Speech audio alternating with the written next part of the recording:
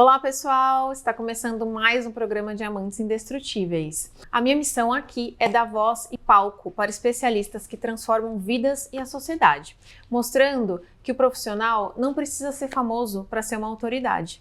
Aqui nós compartilhamos conhecimentos que te ajudam a evoluir.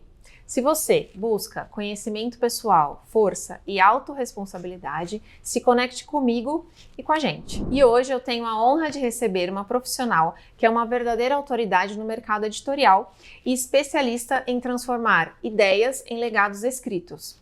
Ela é escritora de nada menos que múltiplos best-sellers. Atua como ghostwriter profissional, escrevendo obras do zero, mantendo a voz e a identidade dos autores, além de coaching internacional de escrita como carreira consolidada e atuação em países como França, Portugal e o Brasil, é claro. Ela é referência em lançamento de livros, autopublicação literária e mentora para autores. A sua grande missão é muito clara. Eu ajudo você a escrever e publicar e lançar um best-seller. Então, se você que está me assistindo deseja escrever um livro, mas não sabe por onde começar, ela é a pessoa certa para te guiar. Com anos de experiência em comunicação e estratégias editoriais comprovadas para potencializar o alcance e as vendas, nossa convidada oferece um acompanhamento completo que vai desde o planejamento inicial até a publicação global, fazendo com que os escritores realizem o verdadeiro sonho de ter uma obra pronta, vendendo no mercado e gerando lucros reais. Então, seja muito bem-vinda, Camila Scrivano. Muito obrigada. Muito prazer estar aqui. Prazer é todo meu. Cami, a primeira pergunta que eu quero te fazer: qualquer pessoa, ela tem uma história que pode virar um livro ou escrever um livro com essa história? Então vamos lá. Primeiro lugar, claro que nem tudo vai ser contado, exposto para o mundo, né? Sim. Lógico. Então a gente tem que ter muito bom senso para entender o que faz sentido expor ou não. Dito isso, todo mundo tem uma história para contar, porque todo mundo tem as suas vivências, tem as suas experiências, tem os seus aprendizados, tem as suas dores. Sim. E no limite tem criatividade para mascarar aquilo que não deve ser contado ou não deve ser exposto tão claramente. Então, todo mundo pode, em algum nível de consciência ou em algum momento, em alguma ocasião, sentar e escrever um livro. Nada impede. Muito bom.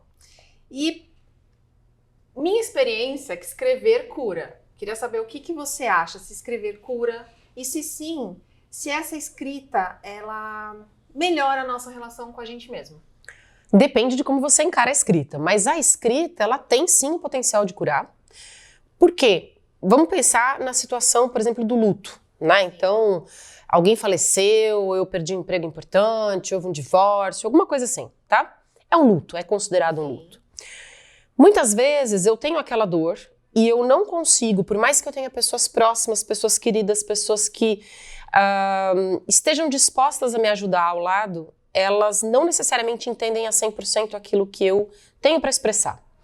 E parte do processo de elaborar o luto e de ter um luto saudável, porque não é superar ou deixar disso, não é isso, né? Mas parte desse processo é botar para fora. Concordo. E aí, o que a gente mais vê, né? Quando você vê uma pessoa que está com uma situação de uma perda que não foi bem resolvida. Você vê que ela fica que nem disco riscado, falando aquilo, fala, até se torna chata, porque a pessoa não consegue elaborar e precisa colocar para fora, não encontra espaço acolhedor para tratar daquilo. O papel, ele é esse espaço acolhedor. Papel / computador, né? Sim.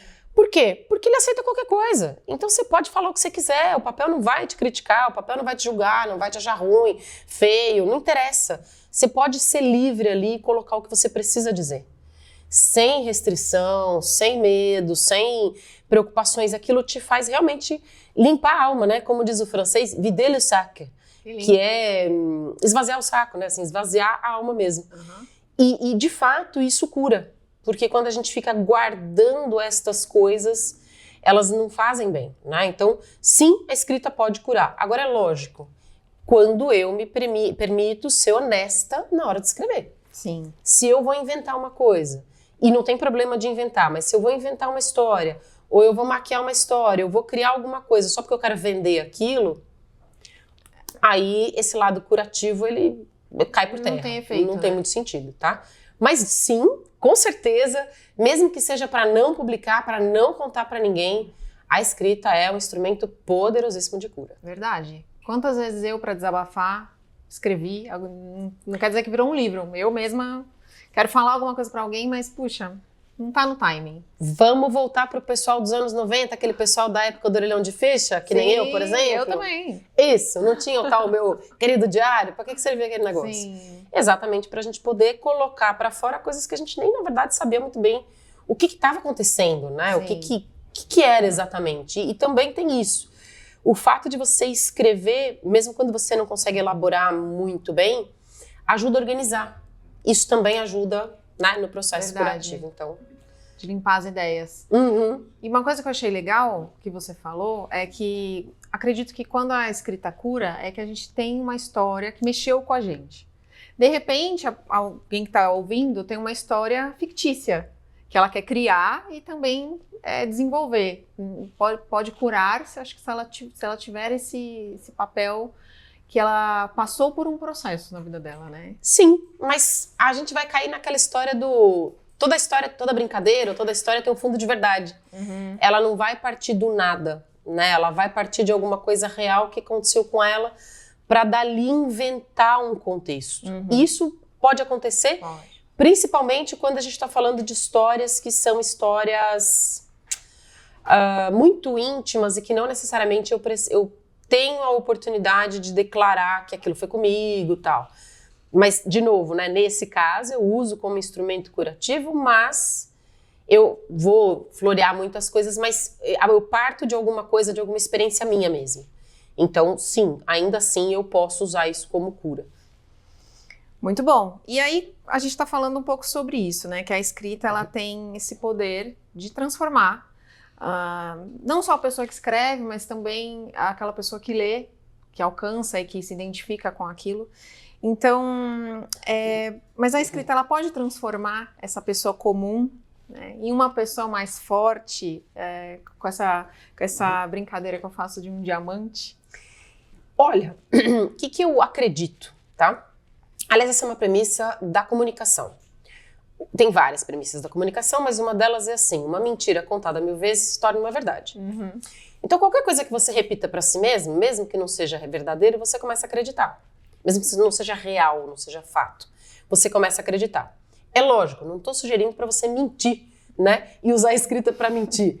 Mas às vezes, e aí a gente vai passar por uma outra coisa que se ouve com uma certa frequência lá nos Estados Unidos, que é o fake it until make it, ou seja, finja até que isso realmente aconteça. Uhum. Hoje em dia tem linhas da neurociência, tem linhas da psicologia que falam que você não necessariamente precisa acreditar para começar a fazer aquilo. Uhum.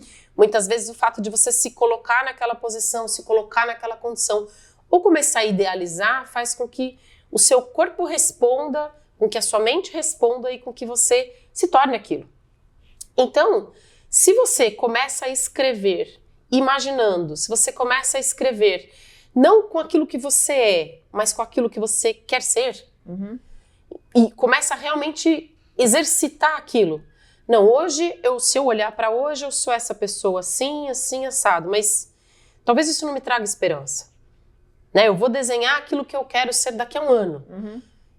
Aquilo começa a me dar um norte. O fato de eu saber para onde eu quero ir, eu começo a criar instrumentos de como chegar lá. Então, sim, eu também acredito que a escrita desta forma também pode ajudar a gente a se transformar em qualquer coisa, boa, ruim, Sim. mas em algo potencializado que a gente declara ali. Sim. O pessoal fala muito daquelas listas, né? Então, quando você escreve, como você está dizendo, quando aparece uma situação na nossa frente, a gente pensa, não, mas o que eu coloquei lá no papel não é isso. Então, não vou escolher esse caminho, vou escolher o outro. Exatamente. Eu já fiz lista. Eu já fiz uma lista. Anos atrás, a gente não estava combinado de falar isso, mas sim, tudo bem, bora lá. Eu passei por um divórcio, esse divórcio me deixou uma série de... Todo mundo que divorcia, acho que tem uma série de coisas para resolver, né? E eu fui resolver minha vida e tal. E eu queria ter um amor verdadeiro, uma relação de verdade e tal.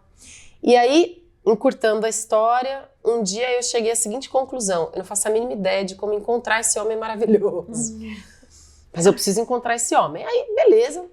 Cheguei à conclusão de que eu precisava, né, mudar algumas coisas na minha vida. 30 segundos depois eu falei, meu Deus, se esse cara passar na minha frente hoje, ele vai me ignorar completamente, porque eu não tô preparada para ele. Você vê que legal. Uma reflexão forte sobre si mesma. Pois é, não, tem um livro por trás, tem toda uma história, não vai dar tempo de contar, mas o fato é que eu parei e falei, não, pera, esse homem, se ele olhar pra mim, ele vai embora, porque eu sou uma doida nesse momento, ele vai olhar pra mim e falar, cara, o que essa mulher tá fazendo aqui? Vazar. E aí eu entendi que eu precisava mudar, então eu fiz uma lista. E aí eu parei e falei, não, pera, o que efetivamente eu acredito que um cara como esse, que é um cara decente, que é um cara trabalhador, que é um cara que ama, que é um cara que apoia, um cara companheiro, o que efetivamente esse cara precisaria? O que, se fosse meu filho, o que eu gostaria que ele tivesse numa companheira? E eu comecei a fazer uma lista. Falei, pronto, agora como é que eu faço pra chegar lá? É óbvio, se eu olhar minha lista e olhar quem eu sou hoje, eu fiz isso há 13 anos atrás, tem coisa que eu não sou ainda, né? Mas muita coisa resolveu. Com certeza. Porque fica ali te perturbando, né? E, de fato, hoje eu tenho uma relação, né, já há alguns anos, que é a relação que eu queria. Né? Uma relação saudável, uma relação, enfim. Mas a lista me ajudou também a chegar ali. Olha só que legal. Obrigada por compartilhar. É uma história pra contar, nunca contei essa história. Olha que legal, porque é bem pessoal, né? É. Muito bom. Mas acho que as melhores histórias são essas pessoais. Sim. E ensina também o pessoal. Eu acho que a gente fala muito sobre onde chegar, mas o como é uma pergunta muito importante. Eu quero tal coisa. Tá, mas como que eu vou fazer isso? Então, essa dica que você deu é bem legal, porque fazer a lista, mas também se posicionar na vida. Sim, não adianta nada só escrever e enfiar no bolso e não olhar mais. Isso. E não agir, como você falou, em cima daquilo que você deseja, né? Senão fica difícil. Muito bom, adorei, gente. Vamos lá. E aí, voltando aqui para a escrita exatamente, né, para o livro, qual que é o primeiro passo para quem quer começar a escrever um livro, Cami? Olha, tem tanta coisa que pode ser feita, mas o primeiro passo é decidir que aquilo não se torna mais um delírio ou um desejo. Ele tem que ser um projeto. Por quê? Porque enquanto um dia eu vou escrever um livro, um dia eu queria tanto, teu sonho, isso é um delírio. Né? É uma ideia que passa pela cabeça e lá passou e foi embora, como um monte de outras coisas que passam pela cabeça e a gente não faz nada. Sim. Quando aquilo deixa de ser um desejo, uma idealização tal, e vira um projeto, qual é a grande marca de um projeto? Primeiro, eu tenho um prazo para começar e eu tenho um prazo para terminar. Mesmo que depois eu tenha que reajustar, mas alguma coisa. O importante é ter no início. Exatamente. Né? Não ficar a perder de vista. Exatamente. Segundo, qual é o meu objetivo com isso? Tá. Por quê? Porque eu escrever um livro por escrever não tem problema, né? A gente vai entrar na parte terapêutica, curativa, mas que não necessariamente você vai tirar da gaveta. Você vai escrever, vai botar na gaveta e acabou. Se esse não é seu objetivo, você precisa ter um prazo e precisa ter um objetivo claro com ele. Olha, legal, eu quero escrever sobre essa dor porque eu quero ajudar a pessoa. Tô falando de dor, mas pode ser aprendizado, pode ser história, pode ser qualquer coisa que você decida como tema. E eu quero fazer isto porque eu quero ajudar pessoas que passaram por essa situação como eu, por exemplo. Né? Então eu tenho um prazo para começar, um prazo para terminar e um objetivo.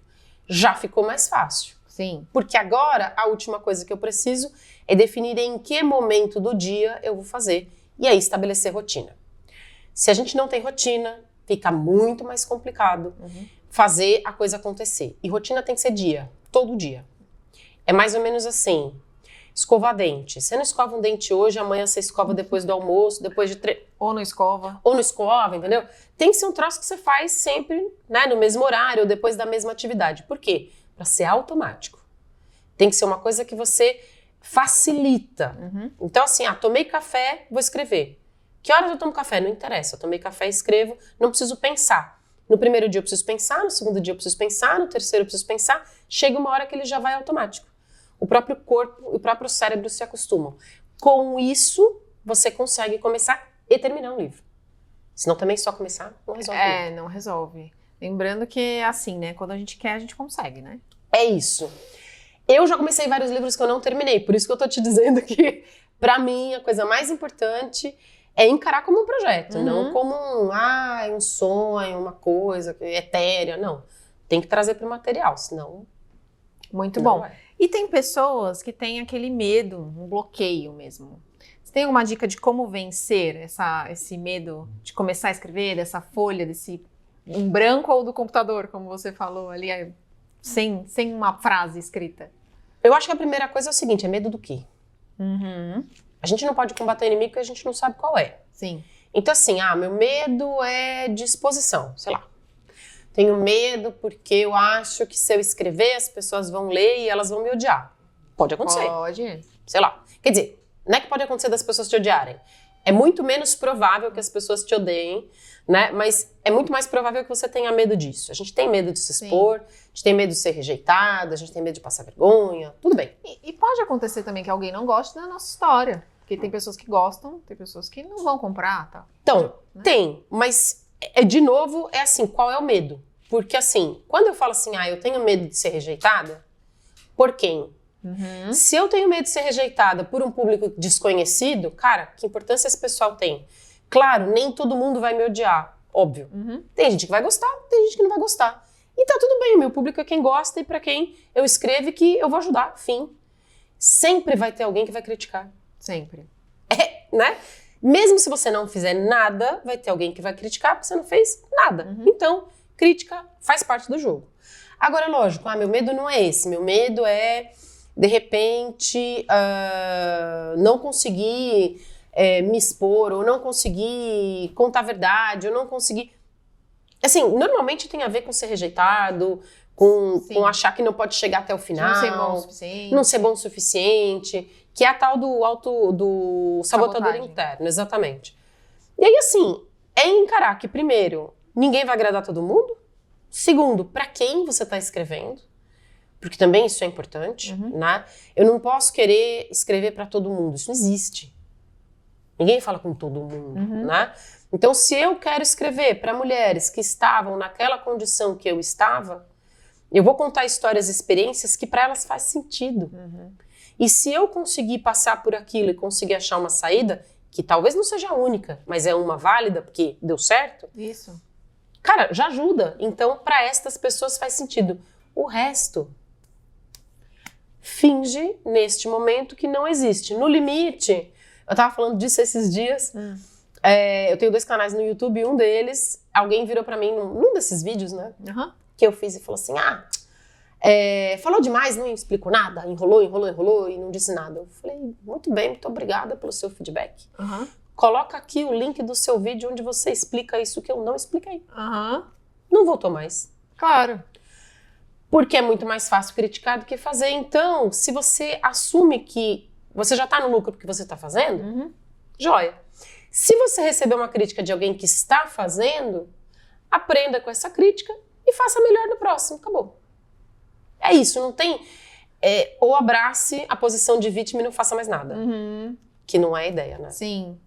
Eu acho que a gente, ser humano, acontece muito isso. Sim. Acontece alguma coisa, a gente fica ali abraçado na vítima ou no problema e fala, puxa, e agora? Mas é porque é os medos todos que você falou, de não ser suficiente ou qualquer outra coisa, que impede a gente de ir na frente. Mas se a gente tem essa sua visão, é muito mais prático. A gente consegue levantar e seguir, né? Sim, e tem que lembrar todo dia, né? Sim. Nem que você anote lá no espelho, post-it, porque não é que todo dia você acorda confiante, não. Mas, poxa, né, se você criar instrumentos para se lembrar disso o tempo todo, você vai adiante. Porque todo dia a gente, né, às vezes a gente varia, então ter também esse tipo de mecanismo ajuda. Sim. Mas faz acontecer. Boa. E Cami, eu fiquei pensando, escrever, você acha que é um dom que vem nato? A pessoa nasceu e ela tem o dom da escrita?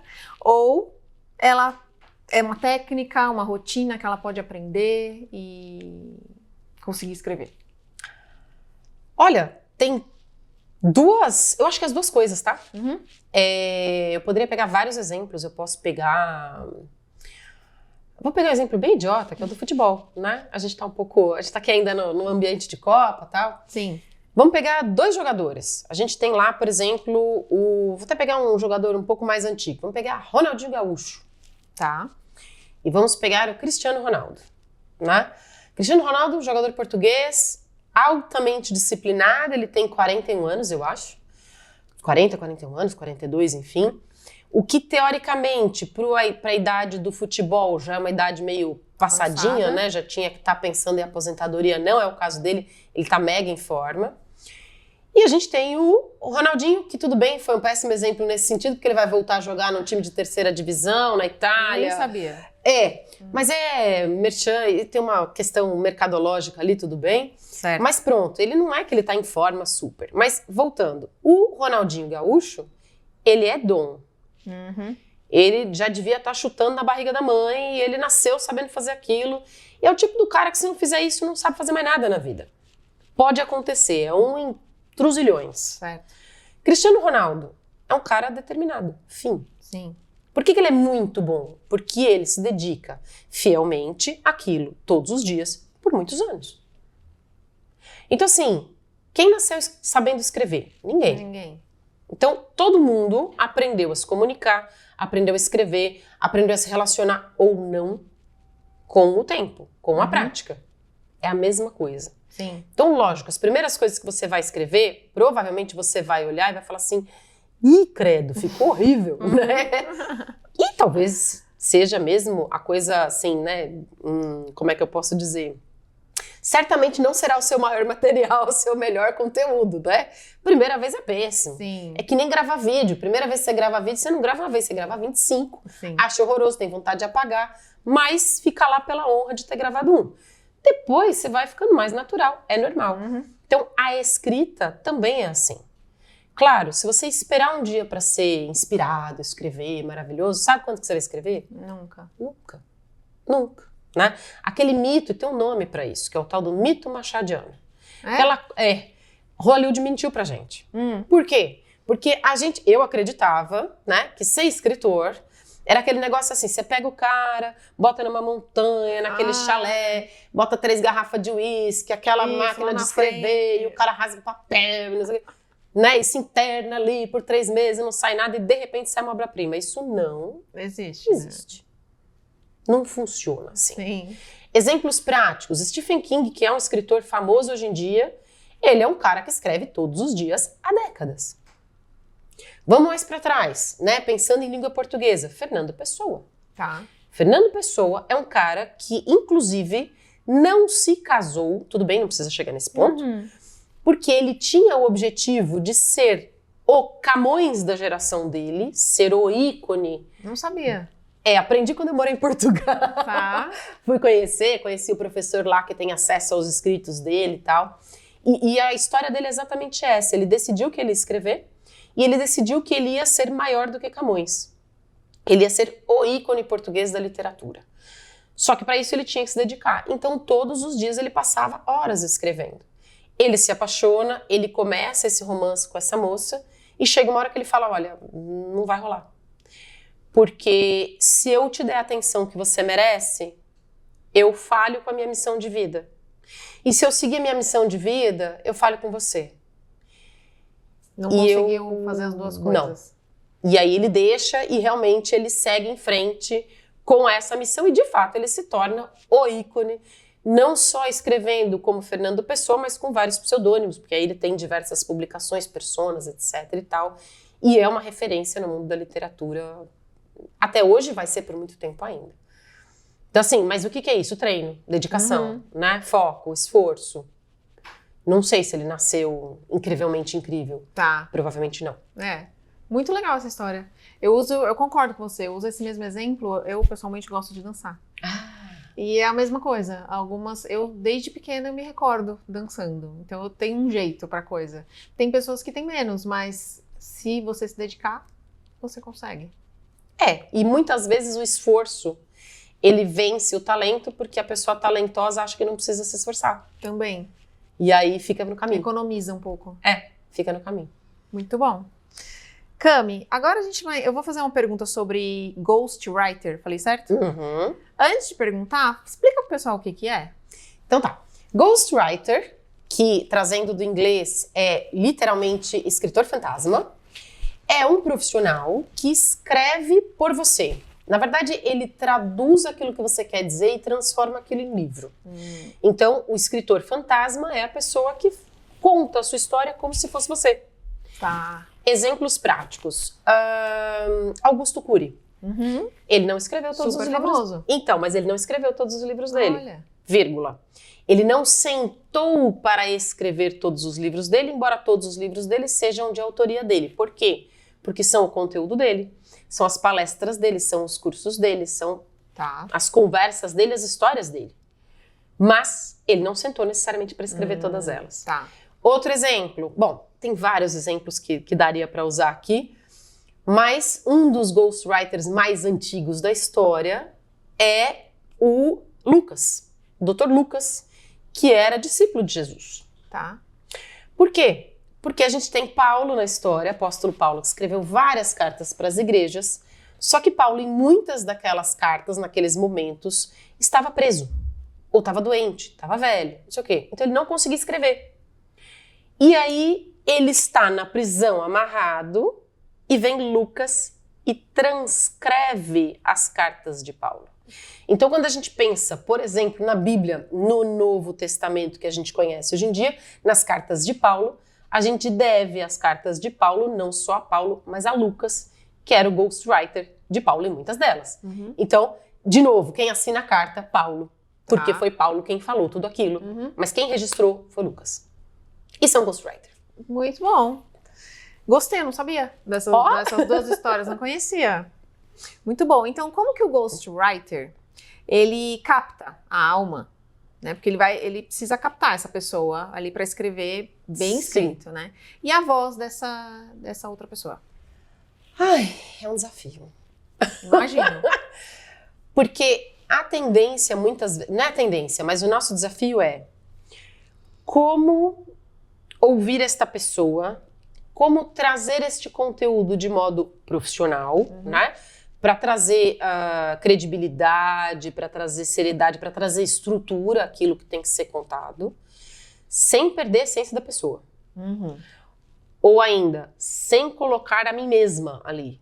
Porque a história não é minha. Sim.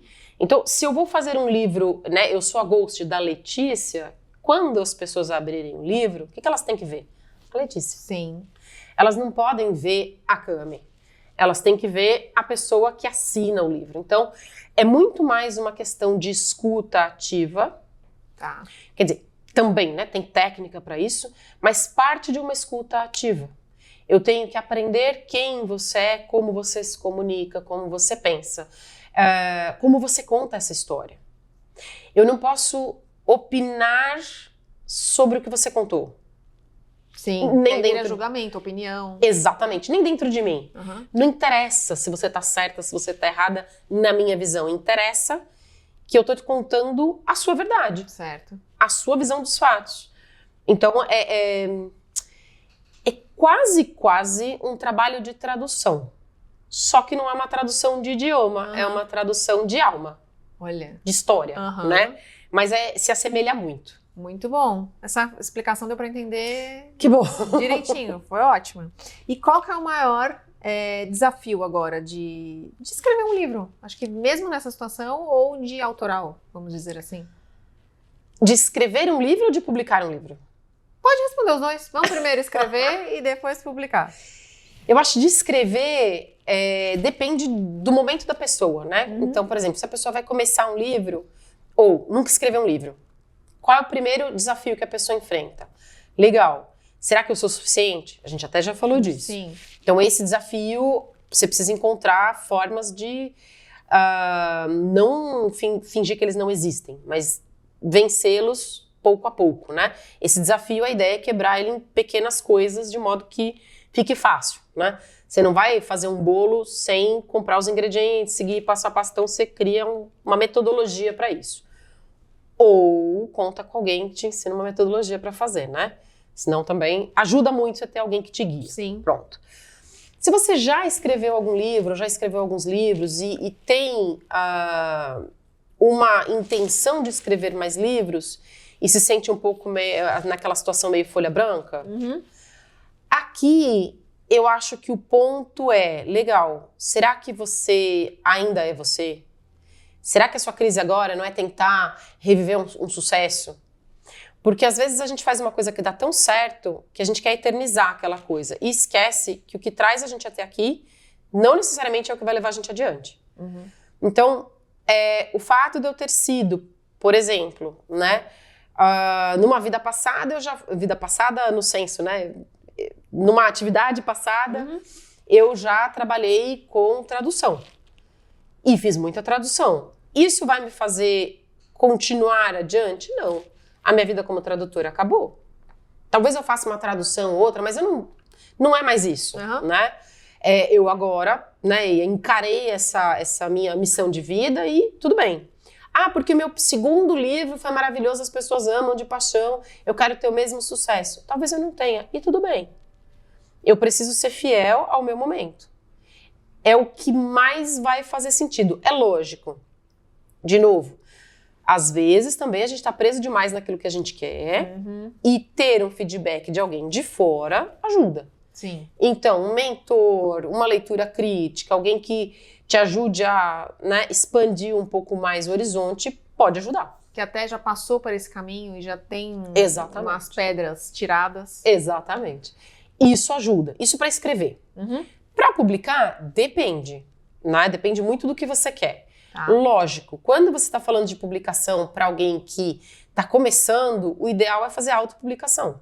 Por quê? É mais rápido, é mais barato, é mais fácil, é o tipo da coisa que você não depende de mais ninguém.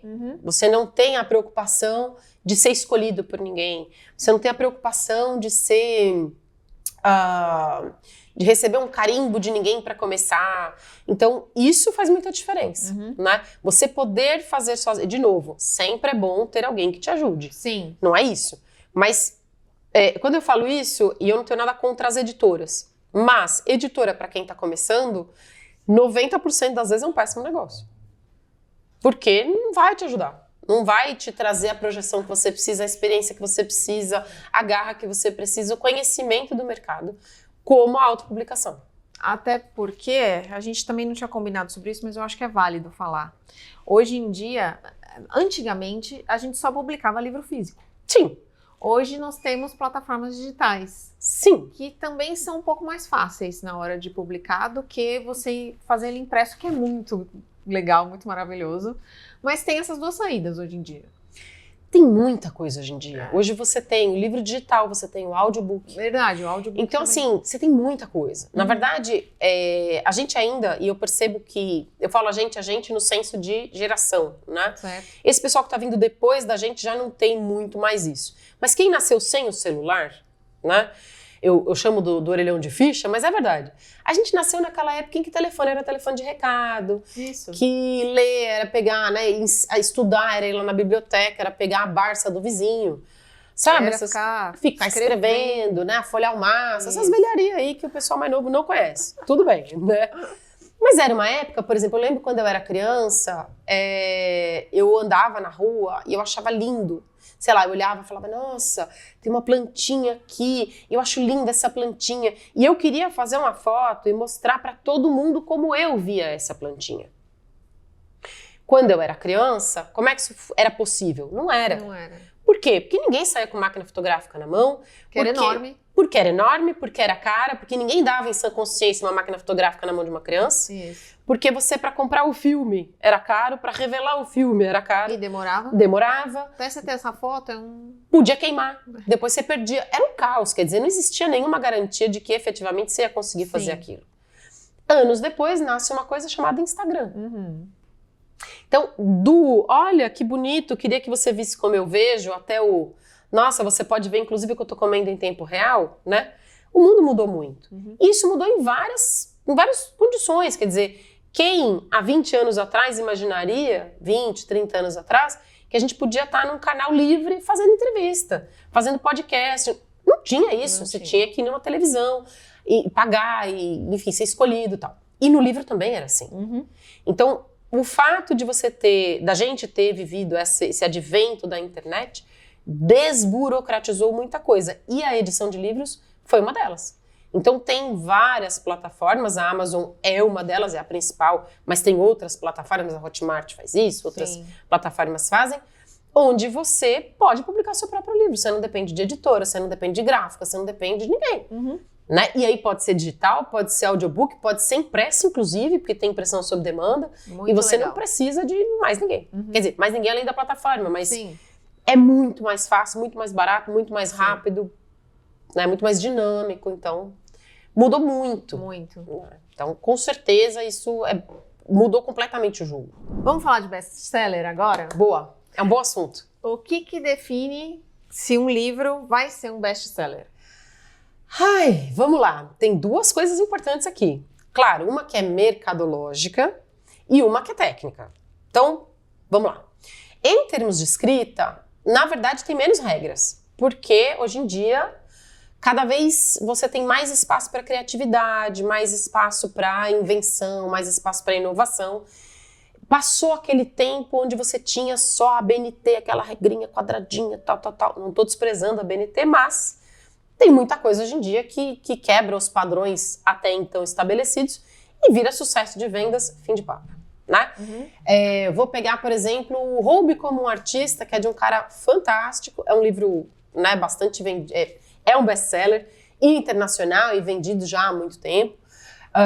Ou livros como, por exemplo, a gente falou do Augusto Cury, livro como o livro do Flávio Augusto, tantos livros de pessoas, né? Paulo Coelho eu vou deixar para trás porque é de uma outra geração, né? Sim. Mas, por exemplo, esse O Roube como um Artista, ele é um livro que, se você olhar, ele não é um livro grande, profundo, cheio de textos enormes. Não, ele é um livro com dicas pontuais, divertido e bem diagramado. Olha só.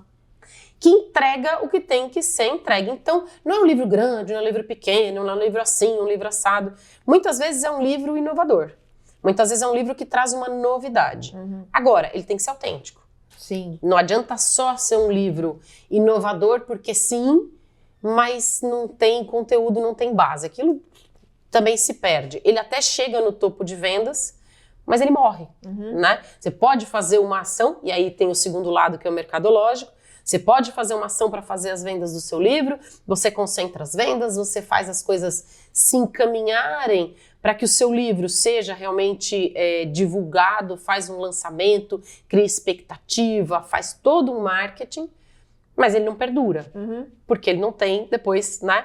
Ele não sobrevive, ele não é bem estruturado, ele não tem começo, meio e fim, ele não entrega algo de valor. Então, são essas duas coisas. Lógico, para chegar no topo, ou seja, no ponto de best-seller, que é mais vendido, é muito mais uma questão estratégica de comunicação, de mercado. De falar com o público certo, talvez? E não é só falar com o público certo, mas é saber como... Eu vou dizer uma coisa que as pessoas odeiam, principalmente o artista detesta, mas é saber vender. Tá. A bem da verdade é isso, né? O artista que não sabe vender, ele morre de fome. Então, é juntar essas duas coisas, não é deixar de ser o artista criativo puro, isso tem que ter. Mas você tem que ser empreendedor, você tem que saber vender, você tem que saber fazer um discurso que mostre para as pessoas quão relevante é o seu livro, como e por que essas pessoas precisam do seu livro, por que aquilo faz diferença e mostrar para elas que não só elas ganham, mas elas podem também indicar para outras pessoas e criar um movimento. Tem que ter criatividade, tem que ter estratégia e tem que saber vender. Então, claro, só um livro muito bom de conteúdo resolve? Não. Só um livro muito bom de papo aqui, de venda, resolve? Por um primeiro momento, dá um destaque, mas depois ele também se perde. Não se sustenta. Não sustenta. Então, é um mix dos dois. Muito trabalho. Muito trabalho, mas qualquer coisa na vida que vale a pena tem trabalho. Então, agora, de novo, né? Se eu quero escrever um livro, porque eu só quero deixar minha memória e tal, é uma coisa diferente. manda ver. Se chegar no mais vendido, maravilhoso. Se não chegar, ótimo também. Tá cumprida a sua missão. Não é criar um livro top de vendas porque eu quero ter autoridade, porque eu quero ser escritora, ou porque eu quero fazer desse livro uma chave que abre outras portas para minha profissão, mesmo que eu não seja escritor. Tudo bem, né? É um livro de memórias, maravilha. Se eu quero usar o livro de modo estratégico para ter autoridade, para ter uma carreira, seja ela qual for, mais bem sucedida ou uma nova carreira, é trabalho. Como qualquer outra coisa, não tem milagre. Sim. Então, é um passinho atrás do outro, é planejamento estratégico. Para a inteligência artificial agora, ela está impactando bastante Sim. os nossos dias. E como que é isso na vida de um escritor? Eu sei que é polêmico, pode usar, não pode usar. Como que você vê o futuro dos escritores nesse assunto aqui, inteligência artificial? Dizer que não se deve usar inteligência artificial, eu acho que é um pouco fora da realidade do dia atual. Concordo. Né? Vou dar um exemplo. Você tem carro? Tenho. Legal. O seu carro tem direção hidráulica? Sim. Então, agora imagina o seguinte, você não tem mais direção hidráulica porque você não vai usar, porque é isso, vai usar um carro sem direção hidráulica. Você pode fazer isso? Posso. Vai mudar a maneira de você dirigir? Não, vai ser só mais pesado. Vai facilitar na hora de você estacionar, etc e tal, mas não muda a maneira como você presta atenção no trânsito, se você agride ou se você defende, se você presta atenção no bandido, se você fura farol ou não. Certo. Então, é um instrumento que facilita a sua direção, mas que não muda quem você é como condutora. Ponto. Então, assim, se você usa a inteligência artificial assim, é muito legal. Por quê? Porque a inteligência artificial pode te ajudar, por exemplo, com correção ortográfica, gramatical. Afinal de contas, quando a gente escreve ou quando a gente fala, a gente não presta atenção nos nossos vícios. É muito comum eu conseguir prestar atenção nos meus vícios e saber que eu tenho vícios quando eu me vejo gravada, por exemplo, quando eu me leio. Mas quando eu me escuto falando, ninguém tem sotaque, ninguém tem vício, ninguém fala errado, é maravilhoso, né? Até que você se enxerga. Então, é a mesma coisa. A IA, neste ponto, como espelho, como ferramenta para te auxiliar nessas coisas mecânicas, é muito joia. Qual é, para mim, o desafio aqui? O limite. Eu, pessoalmente, acho que escrever com a IA... Já fiz livro com IA, tá? Vírgula. Já fiz livro onde eu usei bastante IA. E aí vou dar o contexto. Tem um dos meus livros, ele chama Nada Me Faltará, e o livro fala sobre o Salmo 23. Tá. E eu queria fazer um paralelo, porque eu entendi em algum momento que o Salmo 23, quando Davi escreveu, ele escreveu não da posição do rei Davi, não da posição do guerreiro Davi, mas da posição de uma ovelha na mão de um pastor. E ele fala isso. O Senhor é meu pastor. Não é pastor de igreja, é pastor de ovelha mesmo. Então ele é uma ovelha. Só que eu não entendo nada de agropecuária. Então, ChatGPT foi meu grande amigo. ChatGPT, por favor, descreva, faça a job description de um pastor de ovelhas. E aquilo me ajudou. Claro. Porque eu não entendia nada, né? Depois, claro, eu peguei aquilo, fui confirmar, fui olhar outros sites, porque também não posso escolher e pegar tudo que a IA fala e tá tudo bem, porque tem um monte de baboseira ali. A IA só pega aquilo que as pessoas jogam e condensa, então eu preciso confirmar. Mas me facilitou horrores, porque me trouxe um contraponto que de outra forma eu teria muito mais dificuldade de ter. Sim. Agora, escrever por mim, não. Não, porque aí, qual é o ponto? Né? Para mim, ele se perde. Tá. Tem gente que vai dizer, não, que se dane, usa AI e acabou, né? Sim. Ganha produtividade. Sempre vai ter. Sempre vai ter. Eu discordo. E, inclusive, não sou só eu que discordo. Porque, por exemplo, a Amazon, ela tem, não é bem uma punição, mas ela, quando faz o algoritmo e ela vai trabalhar com o posicionamento do livro, quanto mais IA o livro tem, mais para baixo ela vai deixar o seu livro. Né? Sim. E se você não disser que usou IA e ela perceber, você vai ser mais penalizado ainda. Olha só. Porque é isso, que é para privilegiar a criatividade natural, a criatividade humana, que não pode se perder. Sim.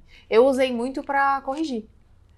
Porque a gente comete, igual você falou, vícios, coloca vírgula no lugar errado e tal. Me ajudou demais também. Né? E é isso, é maravilhoso, economiza tempo. Sim. Mas não te substitui. Muito bom. Caminhando pro final. Vai. Vamos lá. Você também trabalha, a Cami, ela é autora de livros, a best-seller, e você trabalha também em outros países, né? Sim. França, Itália e Portugal e o Brasil. O que muda nesse mercado literário aqui entre nosso país e lá fora? Então vamos lá, deixa eu só fazer uma correção. Claro. Itália eu já morei, eu falo italiano, sou tradutora legal. Inglês e italiano, mas eu não trabalhei ainda na Itália. Tá bom. Tá? Só para ser bem, claro. Né? Eu acho que assim, pensando em Brasil, Portugal e França, e aí cada país vai ter sua particularidade, cada língua vai ter sua particularidade. Em primeiro lugar é a questão cultural, né? A gente tem que partir da premissa ou do paradigma local. Não adianta achar que porque... Bom, para já o português e o brasileiro não falam a mesma língua, ponto. Não fala. Mas pronto, mesmo que falasse, a visão de mundo é diferente, as expectativas são diferentes, a relação com a compra é diferente. Certo. A relação com a autoridade, a relação com o trabalho, tudo é diferente. Então, quando eu vou falar sobre... porque eu tenho mentorados aqui, eu tenho mentorados em Portugal, tenho mentorado na França. Legal. Cada um tá dentro, inserido no seu contexto cultural. Então, se eu vou falar, por exemplo, de autoridade aqui, para o francês... Talvez não seja importante. Talvez isso não seja tão importante. Né? Quando eu vou falar de produtividade, de venda aqui... Talvez para o francês a cultura faz muito mais sentido. Tanto que você vê que para países diferentes, embora seja o mesmo produto, você vai usar discursos diferentes. Tá. Você tem que estar dentro, né, daquela mentalidade. Então, acho que o grande desafio aqui é entender a mentalidade local e se adequar. Lógico, nem tudo que eu faço aqui vai fazer sentido ali, né, e vice-versa. Mas é entender para entender como se encaixar em cada contexto. Muito bom. E como a literatura ela pode construir um planeta mais consciente? Acho que hoje, que estamos falando de presente, e também no futuro. Olha, meu Deus, que pergunta boa. Eu acho que a gente precisa só tomar um cuidado, porque nem tudo que está escrito é verdade. Boa. Né? Então essa é uma coisa que... E eu volto para a adolescência, né? Eu na adolescência li um livro chamado 1984, de Aldous Huxley. Espero que seja assim. Difícil o nome, difícil. Se não for também, alguém me corrige, por favor, obrigada. Mas pronto, é isso aí. E ele foi escrito em 1948. Tá. E ele fazia uma previsão sobre como seria em 84, como seria o futuro. Tá. Né? Ele é um espelho, é um paralelo de um outro livro que chama O Grande Irmão, que a gente conhece como Big Brother, que vem de um livro também mais ou menos dessa época. Tá. Só que o Big Brother partia da premissa de que a sociedade ia ser dominada pelo medo, e esse livro, 1984, parte da premissa que a sociedade vai ser dominada pelo entretenimento, pelo prazer. Hoje em dia a gente vive um mix dos dois. Sim. Né? E os dois trabalham com o mascarar a verdade. Então, eu acho que o grande... é um paradoxo, porque ao mesmo tempo que você desburocratiza e dá espaço para todo mundo, você tem cada vez mais dificuldade de entender o que é válido, o que é real e o que realmente tem valor. Tá. Então, eu acho até que a literatura, como qualquer coisa na vida, né? Quer dizer, antes ninguém escrevia, agora todo mundo pode escrever, em algum momento a gente vai chegar no meio termo. Né? Concordo. Então, quando a gente chegar nesse ponto, a literatura ela tende a trazer um potencial de conscientização, de transformação e de mais coletivo, mais cidadania, mais autoconhecimento, mais uma sociedade mais equilibrada. Agora, a gente ainda, para mim, está num ponto aquele ponto do, como a gente pode escrever qualquer coisa, vamos mandar qualquer coisa mesmo. E falar. Inclusive fake news, inclusive qualquer coisa mesmo, e tanto faz. E não tem um meio termo, né? Mas quando a gente chegar aqui, eu acho que isso pode trazer para nós uma sociedade muito mais equilibrada. Eu acho que é isso, assim. Muito em bom. geral. Eu adorei, porque é por isso que eu pus essa pergunta. Eu penso assim como você. Eu acho que a gente está numa curva, ela ainda está subindo, ainda vai chegar aqui para depois chegar nesse lugar, ainda vai demorar um pouco. Boa, é isso, eu também concordo. Muito bom. Cami, eu sei que o seu livro de estreia ele se chama Quando Você Foi Embora. Sim. Então a gente vai falar sobre ele, que foi assim o seu ponto de partida, né, para se tornar essa escritora que você é hoje. Então conta para o pessoal a história por trás dessa obra e qual a principal mensagem que ela deixa. Bom, para já, embora ele seja meu primeiro livro publicado, ele não é o primeiro livro escrito. Então, por aqui também tem alguém que já se sabotou, já se enganou, já começou o livro e não terminou, né? Aquelas coisas todas. Inclusive, quando eu encaro a missão de efetivamente publicar esse livro, eu estava em busca de publicar um outro livro que foi o segundo, que é O Deus Ama a Divorciada. Esse era o livro que eu queria escrever. Certo. E se eu tivesse que escolher como mensagem principal da minha vida hoje, pelo menos até agora, eu diria que essa é a maior contribuição, porque acho que é o livro mais provocativo que eu tenho, é o que mais sai da curva. Porque ele vem para colocar, para contrapor uma coisa que se fala muito nas igrejas, que, mas Deus odeia o divórcio. Mas ele ama o divorciado, ele ama a divorciada, ele ama a pessoa, né? E essa é uma mensagem que ainda falta muito. Então, para o contexto, tal, esse é o livro que eu queria lançar, mas ele vem, e ele tinha que vir depois, porque ele vem dessa primeira publicação, que foi uma publicação de virada de página. Tudo começou há 4 anos e pouco atrás. Na verdade, começou muito tempo antes. A minha mãe sempre foi muito minha fã, e sempre foi muito minha incentivadora, enfim. E há 4 anos atrás ela faleceu. Minha mãe tinha o hábito de sempre atender o telefone quando a gente ligava, mesmo para dizer que não podia atender. E aí, quando ela morreu, ela já não podia mais atender, eu pegava o telefone, aquilo ficava me incomodando, porque eu não sabia lidar com aquilo. E aí eu falei, eu preciso fazer alguma coisa para não todo dia, né, para não pegar o telefone todo dia e ficar revivendo aquela notícia do ela morreu. E aí eu comecei a escrever. Então eu escrevi cartas para ela com aquilo que eu contaria para ela. Tá. A minha ideia não era publicar, tanto que ele ficou 1 ano lá paradão, né? Paradão assim, escrevi e guardei. Tá. Quando fez 1 ano que a minha mãe morreu, 1 ano mesmo, no dia que fez 1 ano, eu falei, bom, a minha mãe passou a vida inteira dela querendo que eu realizasse meus sonhos, que eu tivesse uma vida plena, que eu, né, um monte de coisas boas, assim. O que eu tô fazendo com isso? Tô jogando fora. E eu preciso, então, parar de jogar fora, para honrar aquilo que a minha mãe fez, o esforço da minha mãe até aqui. E aí eu falo, bom, então eu preciso fazer alguma coisa e começo naquele momento a pedir ajuda, procurar ajuda para entender como chegar até o final, porque eu tava tentando escrever o Deus ama a divorciada e já tinha começado 7 vezes e começado de novo, não conseguia chegar no final. Naquele momento eu encontro a pessoa que hoje é o meu mentor, né, e que depois virou meu parceiro e que virou meu amigo, enfim, com quem eu trabalho junto, que é o Arnaldo Neto. E ali eu entendo que eu preciso começar de algum lugar e o começo, na verdade, não é o Deus ama a divorciada, mas é essa homenagem à minha mãe. Certo. Então ele sai dali, né? Esse livro é um livro que não foi... Agora, recentemente eu revisei, sei lá, faz uns 2 meses, mas até então ele estava sem revisão, porque eu não conseguia revisar. Porque eu lia e sofria, e aí eu não conseguia revisar. Então na introdução original, ele dizia assim, esse é o livro mais mal revisado que você vai ver. Eu prometo que os próximos serão bem revisados, mas esse eu não consigo. Interessante. E eu preciso publicar, porque se eu não publicar, eu não vou adiante. Sim. Então foi meio na força da necessidade, assim, porque eu não, né, eu sabia que estava mal revisado. Não, e é real. Quando real. Você fala isso, fica real. É real. Porque, de fato, ou eu ia esperar um dia que eu pudesse revisar e eu não ia nunca publicar, porque aí outras coisas, né, sempre tem uma outra coisa que acontece, ou eu ia publicar do jeito que estava, e eu publiquei. E isso abriu espaço, aí sim, para falar, não, beleza, resolvemos, ufa, daqui pra frente começa uma nova página na minha vida. E aí sim vieram os outros livros que vieram depois, e aí veio a carreira, e enfim. Muito bom. Então, começou daí, né? Mas ele é mais um fincar bandeiras para começar uma nova etapa.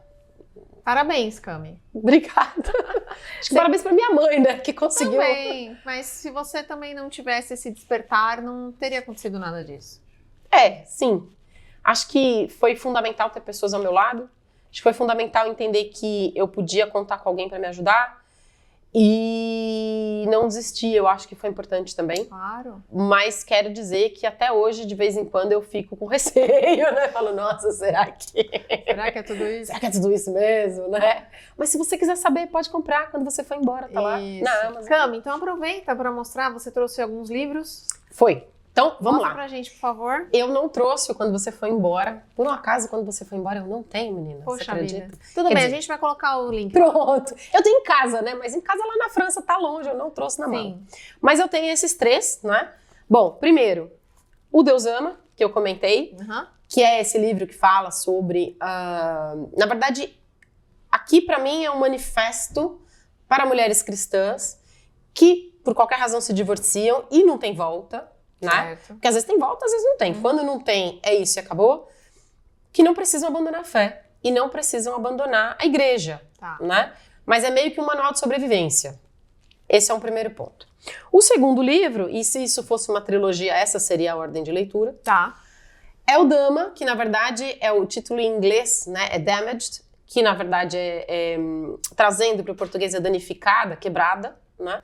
Cuja proposta é falar não é falar do kintsugi, mas a gente usa essa ilustração, eu uso essa ilustração.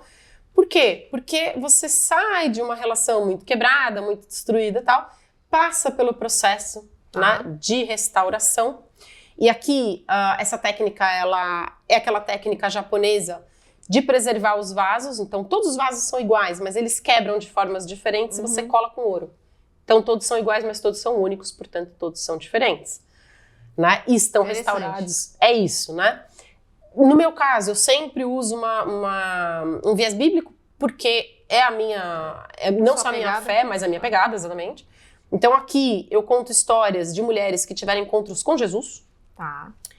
Mas eu conto a história dela como se ela estivesse contando. Legal. É como se eu estivesse entrevistando ela. Tá. Então, é diferente do que você lê na Bíblia, porque é a opinião dela, né?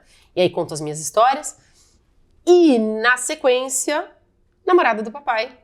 Porque depois que você curou, começou um novo relacionamento, uma vida nova, né? Eventualmente você se torna madrasta, que é o meu caso.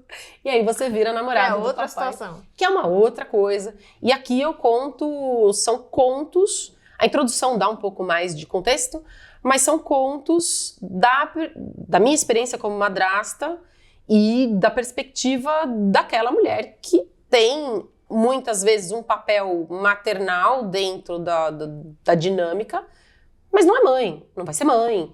Porque as crianças têm mãe, né? E como que entra nisso de modo leve, mas assim, não quero ensinar ninguém aqui, não é isso. Tá bom. Mas eu compartilho essas experiências que eu vivi e que eu vivo até hoje. Então, se fosse uma trilogia, seria essa a ordem, né? Esse, depois esse, depois esse. Muito pronto. bom, adorei. É isso. Aliás, eles são seus. Ah, obrigada. Nossa, gente. Mas a gente faz dedicatória. Obrigada. Fico muito feliz. Vou adorar ler. Vai ser um prazer, Cami. Então, fala pro pessoal agora as suas redes sociais. Depois eu vou colocar, tá, na legenda. Mas onde o pessoal te encontra? Então, vamos lá. Instagram, @camila.escrivano. E aí, dá uma olhada aí no que tá escrito. Vai ser mais fácil. Porque, né, às vezes acontece de escrever errado. Sim. YouTube, também. Camila.escrivano, que é pra ficar bem, né, criativo, assim, pronto. E LinkedIn, a mesma coisa, é sempre Camila.escrivano, tudo bem? Ou no Instagram, Tribo Bestseller, que aí tem a ver com o trabalho que a gente faz, que é de publicação na Amazon, livro impressão sob demanda, e aí é um outro trabalho que tem a ver com isso. Mas aí é Tribo Bestseller. Então, ou Camila.escrivano, ou Tribo Bestseller, tanto no YouTube, no Instagram e no LinkedIn. Muito bom. Inclusive, nos conhecemos por meio desse trabalho, que eu escrevi o meu livro com a ajuda dela. Maravilhoso. Cami, um prazer. Muito obrigada. Muito obrigada por ter vindo. Maravilhoso. Que bom ter vindo. Que bom. Fico Obrigada feliz. Foi um prazer. Esse papo riquíssimo. Obrigada. Muito obrigada. E obrigada a quem esteve aqui até agora. Obrigadíssima.